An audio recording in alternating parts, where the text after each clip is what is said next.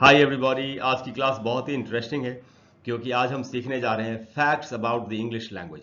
English language के बारे में ऐसे इंटरेस्टिंग फैक्ट्स जिनको जान करके आपको बहुत हैरानी होगी। तो एक एक करके सारे फैक्ट्स को सीखते हैं। देखिए, पहला जो फैक्ट है वो है क्रच वर्ड्स। क्रच का मतलब होता है बैसाखी, जिसका सहारा लेके लोग चलते हैं। तो क्रच वर्ड्स ऐसे वर्ड्स होंगे जिनका सहारा लेके हम अपनी कॉन्वर्सेशन को आगे बढ़ाते हैं जब हम इंग्लिश में बातचीत कर रहे होते हैं लोगों से। वही बात यहाँ लिखी है कि words we always use even though they add no meaning or value to a sentence। ऐसे वर्ड्स जिनकी ज्यादा मीनिंग नहीं होती या वो सेंटेंस में कोई वैल्यू ऐड नहीं करते, लेकिन हम उनको बार बार बोलते हैं जिससे कि हमारी बातचीत कायम रह सके, लगातार जारी रह सके।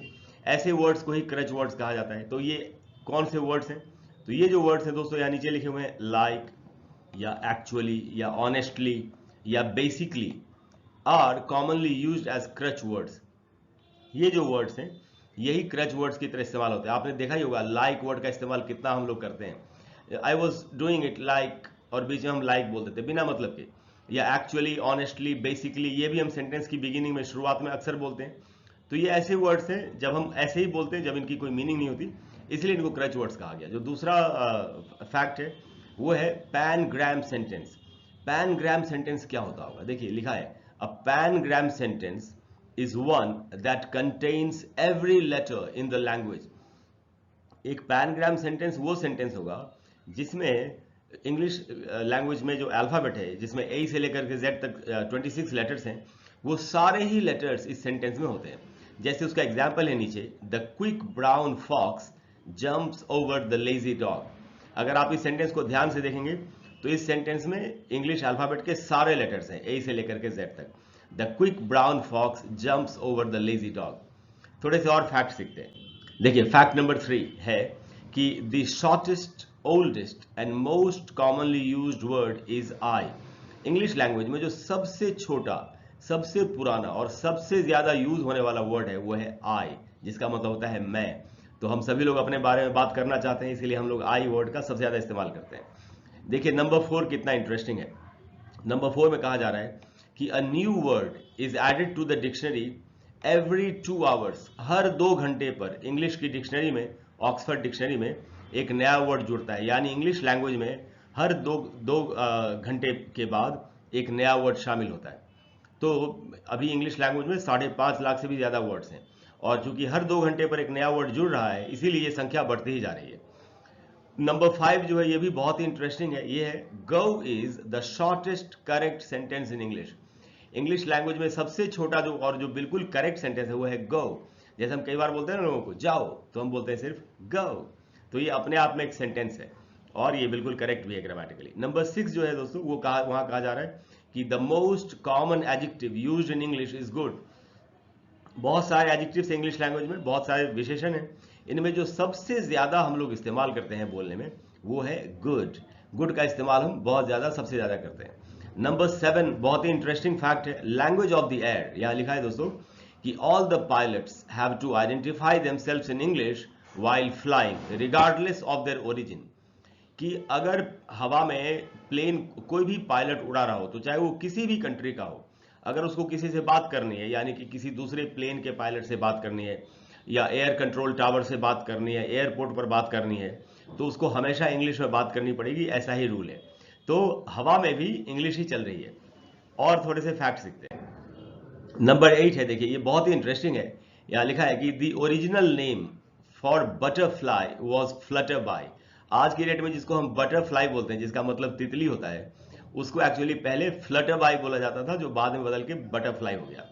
नंबर 9 है, the 2 most common words in English are I and you. English language में जो सबसे ज्यादा 2 कॉमन वर्ड्स है वो है आई एंड यू, मैं और तुम। Number 10, the most commonly used noun is time. जो नाउन सबसे ज्यादा इंग्लिश लैंग्वेज में इस्तेमाल होता है वो है टाइम, यानी टाइम वर्ड सबसे ज्यादा नाउन के रूप में हम लोग इस्तेमाल करते हैं। नंबर 11 है, the word set has the highest number of definitions.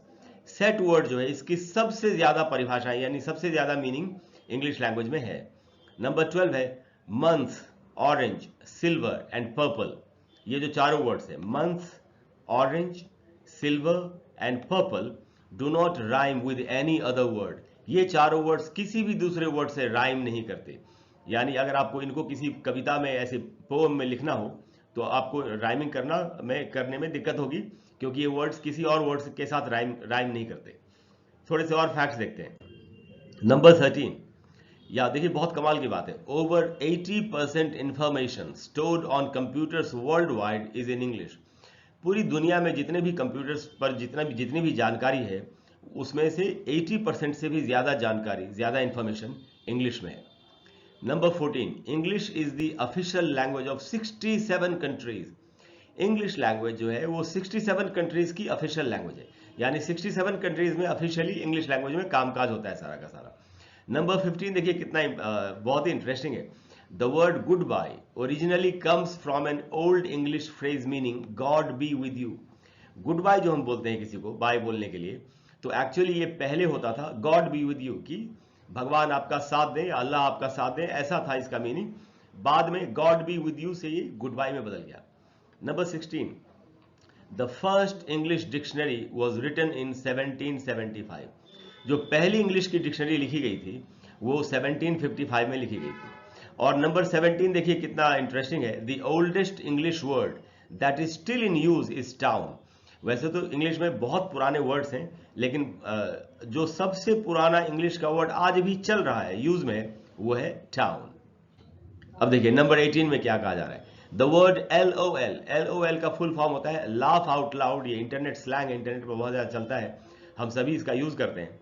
तो यही कहा जा रहा है कि the word LOL was added to the Oxford English dictionary in 2011। 2011 में ये वर्ड ऑक्सफोर्ड डिक्शनरी में शामिल कर लिया गया था, और ये अब ये इंग्लिश का पक्का ऑफिशियल वर्ड है। Number 19, only 2 English words in current use and in GRY। आज की डेट में सिर्फ 2 ऐसे वर्ड्स हैं इंग्लिश लैंग्वेज में जो GRY से खत्म होते हैं। वो कौन कौन से हैं? They are angry and hungry. तो एंग्री और हंग्री 2 ऐसे वर्ड्स हैं जो सिर्फ यही 2 वर्ड्स हैं जो इंग्लिश में GRY से खत्म होते हैं। Number 20, more English words begin with the letter S than with any other letter. सबसे ज्यादा जो वर्ड्स इंग्लिश लैंग्वेज में है वो S से शुरू होते हैं। तो S से शुरू होने वाले वर्ड सबसे ज्यादा इंग्लिश लैंग्वेज में, अगर आप डिक्शनरी देखें तो आपको सबसे ज्यादा वर्ड्स S से शुरू होते हुए दिखाई पड़ेंगे। नंबर 21 है, the word alphabet comes from the Greek alphabet alpha and beta. ये ग्रीक लैंग्वेज के वर्ड्स हैं अल्फा एंड बीटा, इन्हीं से इंग्लिश लैंग्वेज में जो अल्फाबेट है जिसमें 26 लेटर्स होते हैं, ये वर्ड बना है। Number 22, the longest English word without a true vowel AEIOU is rhythm. जो सबसे लंबा इंग्लिश में वर्ड है जिसमें कि एक भी वावल नहीं है, यानी जिसको हम वॉवेल बोलते हैं, नहीं है, वो है रिदम। अगर आप देखेंगे तो इसमें एक भी वावल आपको नहीं मिलेगा, सारे के सारे कॉन्सोनेंट्स हैं।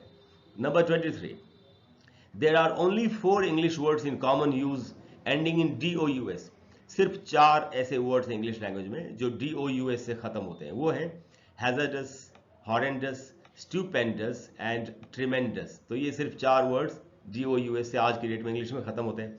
नंबर 24 है, if you wrote out all the numbers that is 1 2 3 you would not use the letter B until the word billion. अगर आप सारी संख्याओं को 1 2 3 ऐसे इंग्लिश में 1 2 3 करके लिखना शुरू करें, तो B जो लेटर है ये तब आपको इसको यूज करने की जरूरत पड़ेगी जब आप वर्ड बिलियन, जिसका मतलब अरब होता है, लिखेंगे, तभी B आएगा, वरना बिलियन के पहले B नहीं आएगा एक बार भी। तो ये बहुत ही कमाल की बात है। नंबर 25 जो फैक्ट है दोस्तों वो है, more people in the world have learn English as a second language than there are native English speakers.